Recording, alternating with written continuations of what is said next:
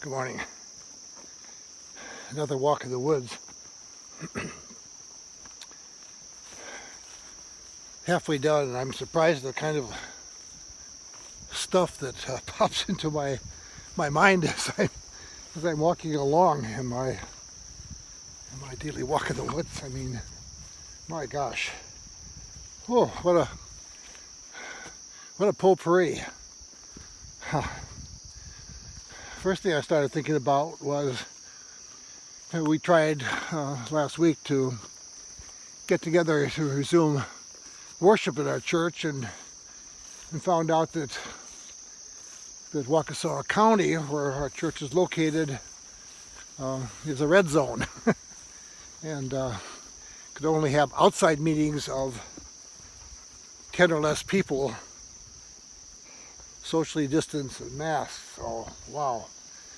And then a fellow priest from here in Madison was talking about the UW going back into classes and how that's going to probably spike things in Dane County, and she's not going to be able to get her congregation together.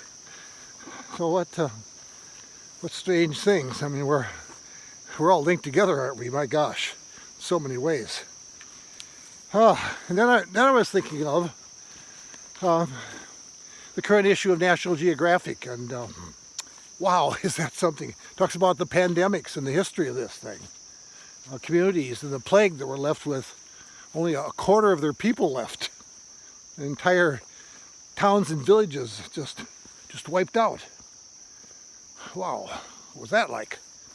And they trace the history of pandemics since I think starting in the first century of the Roman Empire, and the impact they've had, how many people have died, and also how long the plague has lasted. In some cases, 40 years, like AIDS.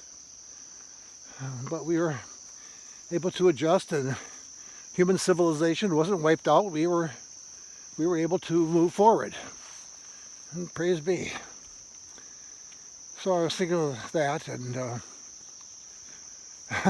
I got an email this the other day from a lieutenant from I think a small police department in New York, maybe upstate, Chawawanga or something. And he sends me this. He was been doing some searching of the National Criminal Justice Reference files, and lo and behold, is the annual report, I think 1978, for Madison. And I looked at that report, and I looked at the staff I had, and I thought, my gosh, how did we ever move forward? How did we ever move forward? Because we certainly had a large contingent of the past, and I understand them, the desire to maintain the status quo, what they're familiar with, the system in which they had been successful. And it did not appear to be the system that was going to make them successful in the future. What a shock that must have been. So all that pops around. Oh, and the other thing, I see a video my son sends me, and he's holding his daughter's daughter in his lap, and the title was Grandpa holding Ellie. And I said, well, I'm the I'm the grandpa. I said, no, David, you're not you're the great grandpa. Your son is the grandpa. Oh my goodness. So some days that's refreshing as we walk along, and I try not to think about the political scuffle, but at the same time I'm, and this is probably keeping me balanced, I'm reading Ron Chernow's book on Alexander Hamilton, his biography of Hamilton. They were mean and nasty even back then, those politicians. Who represent who? Us. Elected by who? Us. Oh, Wow. So that's enough to get my day started roaring.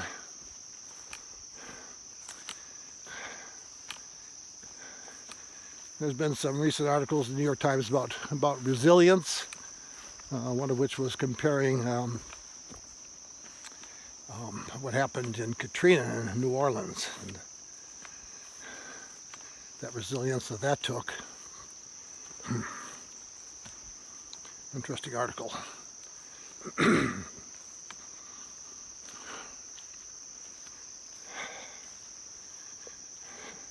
So that's my day. How's your day going? And I'm just starting. I'm down now to get Mocha down the trail with me, and down to the house and into the dialysis room, and we'll have a little medical procedure there for the next 4 hours, and then it'll be lunchtime, and have a bit of lunch, nap time, throwing the ball for Mocha.